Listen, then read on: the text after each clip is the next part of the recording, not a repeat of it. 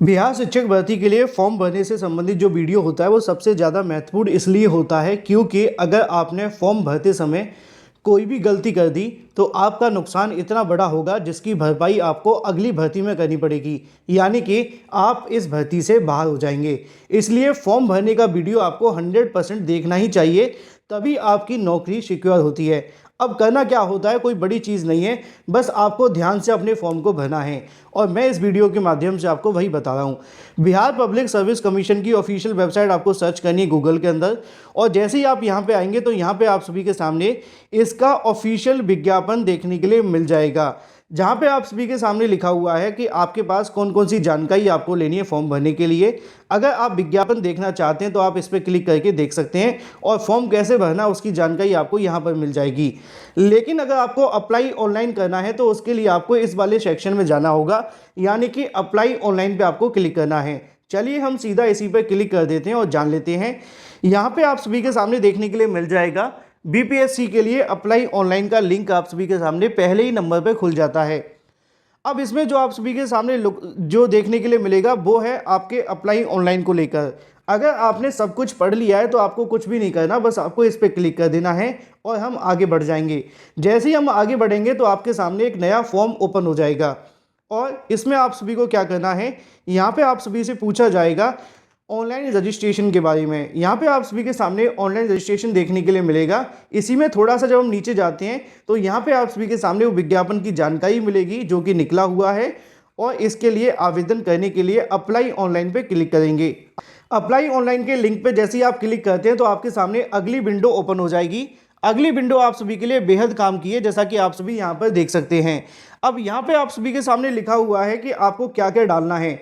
सबसे पहले advertisement number देखने के लिए मिलेगा। इसके अलावा स्कूल टीचर हेडमास्टर की जो वैकेंसी निकाली है उसके बारे में जानकारी। यहाँ पे आपको अपना नाम डालना है, यहाँ पे आप सभी को अपना मिडिल नाम डालना है और यहाँ पे आपको डालना है अपना लास्ट नेम। जैसे कि आपका नाम राहुल है तो आप राहुल डालेंगे, मिडिल में कोई नेम है तो डालिए, अदरवाइज लास्ट नेम डाल के कंटिन्यू कर देंगे। इस वाले सेक्शन में आपको अपने पिता का नाम डालना है और इस वाले सेक्शन में आपको अपने हस्बैंड का नाम डालना है जो विवाहित हैं, अदरवाइज आपको इसको खाली भी छोड़ सकते हैं। नीचे लिखा हुआ है मदर की नेम में आप मदर का नाम डालेंगे और यहाँ पे आप सभी को कोई तीनों में से एक चीज़ चूज़ करनी है, जैसे कि पैन कार्ड, ड्राइविंग लाइसेंस या फिर आधार कार्ड। अगर आप आधार कार्ड डालते हैं तो आपको फ्री में हो जाएगा, अगर आप पैन कार्ड या फिर ड्राइविंग लाइसेंस डालते हैं तो आपको 200 रुपये एक्स्ट्रा लगेंगे। इस बात का आपको ध्यान रखना है। नीचे लिखा हुआ है आप सभी के सामने आपको अपलोड आधार कार्ड पे क्लिक करना है, आपको अपना आधार कार्ड अपलोड करना होगा। इसके बाद में नीचे लिखा हुआ है क्या आप इंडियन सिटीजन है तो यस करेंगे। इसी तरीके से आप as you are Bihar candidate, अगर आप बिहार के कैंडिडेट परमानेंट रेजिडेंस हैं तो आप यस करेंगे और बाहर के कैंडिडेट तो आप नो कर देंगे, ठीक है। इसके अलावा यहाँ पे पूछा जाएगा क्या आप रिजर्व कैटेगरी से बिलोंग करते हैं तो यस करेंगे, नहीं तो नो कर देंगे। इसके अलावा यहाँ पे लिखा हुआ है आप सभी को कैटेगरी डालनी है कि अगर आप किसी कैटेगरी से आते हैं रिजर्व कैटेगरी से तो आप इसमें सेलेक्ट कर सकते हैं, नहीं तो आप आगे बढ़ जाएंगे। इसी तरीके से आपसे पूछा जाएगा क्या आप शादीशुदा हैं, आपको यस और नो करना है, यानी कि मैरिड अनमैरिड। यहाँ पे आपको अपना जेंडर सेलेक्ट करना है। इसके अलावा क्या आप फ्रीडम फाइटर की डॉटर हैं तो यहाँ पे लिखना है सन या डॉटर के बारे में, नहीं है तो नो कर देंगे। इसी तरीके से अगर आपके पास आपकी कोई डिसेबिलिटीज़ है तो आप उसको डालेंगे, नहीं है तो नो करेंगे, अगर है तो आप इनमें से कोई चूज़ कर सकते हैं।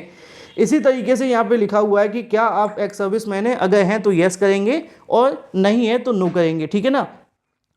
इसी तरीके से नीचे लिखा हुआ है पंचायती राज संस्था एवं नगर निकाय के संस्था नियुक्त एवं कार्य करने वाले क्या आप शिक्षक हैं।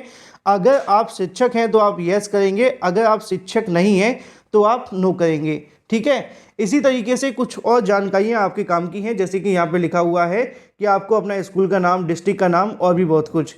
ये सारी जानकारी डालने के बाद में आपको डालना होगा आपकी योग्यताओं के बारे में, क्या आपने बीएड किया है, एमएड किया है, डीएलएड किया है, क्या किया है, उसको आप सिलेक्ट करेंगे और उसके बाद में इनमें से 4 ऑप्शनों में से कोई एक ऑप्शन आप कर सकते हैं। आपके द्वारा उत्तीर्ण की गई पात्रता परीक्षा के बारे में आपको बताना होगा क्या आपने कर रखा है, यानी कि टेट सीटेट की बात यहाँ की जा रही है। इसी तरीके से आप इनमें से किस विद्यालय में अनिवार्य अर्हता रखते हैं आपको बताना है, शिक्षा विभाग के विद्यालय या फिर कल्याण विभाग के विद्यालय। ये दोनों अलग अलग हैं। सबसे ज़्यादा जो वैकेंसी वो इन्हीं में निकाली गई है, इसमें तो 200 200 300 300 पद हैं। यहाँ पे आप सभी को अपनी जो लैंग्वेज है वो सिलेक्ट करनी है, कौन सी लैंग्वेज में आप एग्जाम को देना चाहते हैं उसके आधार पर आप लोग देख सकते हैं। यहाँ पर जैसे ही आप अपनी लैंग्वेज को डालेंगे उसके बाद में आप सभी से डेट ऑफ बर्थ मांगी जाएगी। आपको यहाँ पर डेट डालना है, यहाँ मंथ डालना है, यहाँ ईयर डालनी है।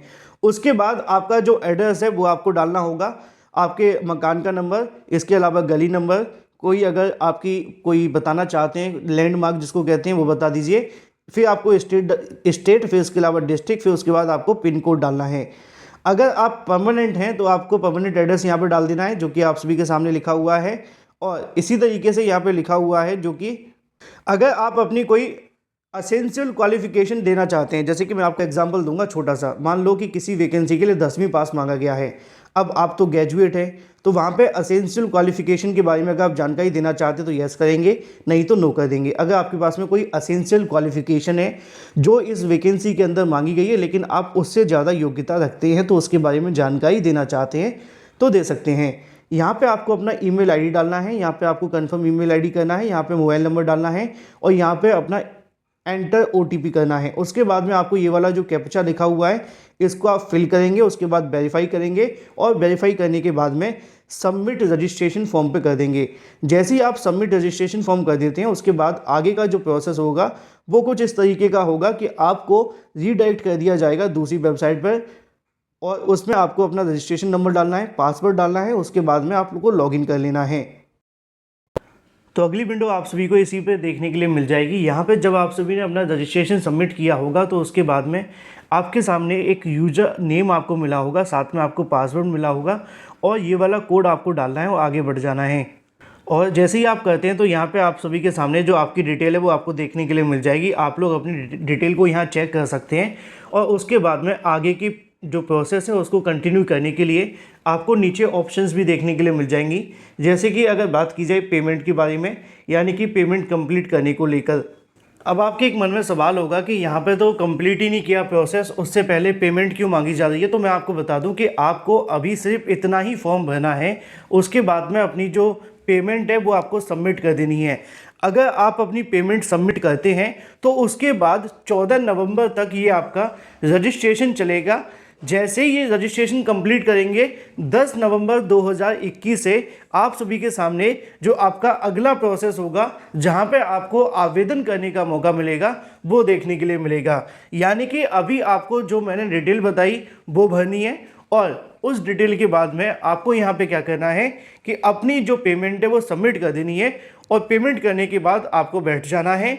फिर इंतज़ार करना है 10 नवंबर 2021 का, क्योंकि आगे का जो प्रोसेस आपको करना है, जैसे कि आपके फ़ोटो डालना, आपके डॉक्यूमेंट्स अपलोड करना या फिर आपके सिग्नेचर अपलोड करना, ये सारे के प्रोसेस जो होंगे वो अभी नहीं होंगे। अभी तक आपको सिर्फ इतना ही जो प्रोसेस है वो करना है। आप पेमेंट चाहे net banking, debit card, credit card से कर दीजिए। उसके बाद जैसे ही आप पेमेंट करते हैं सक्सेस का ऑप्शन आकर के आपके सामने, आपको डैशबोर्ड में जाएंगे तो आपको दिख जाएगा कि आपका जो रजिस्ट्रेशन है वो कंप्लीट हो चुका है, जो कि आपको कुछ इस तरीके का देखने के लिए मिलेगा। यानी कि जो आपका सेक्शन है वो कंप्लीट हो जाएगा और आपको अभी ना तो फॉर्म प्रिंट करना है और ना ही इससे संबंधित आगे का कोई प्रोसेस। यानी कि बस अभी आपको 10 तारीख तक इतना ही फॉर्म फिल करना है। इसके आगे के फॉर्म के लिए आपको इंतजार करना होगा। उम्मीद है कि आपके सभी सवालों के जवाब मिल गए होंगे। Thank you for watching this video.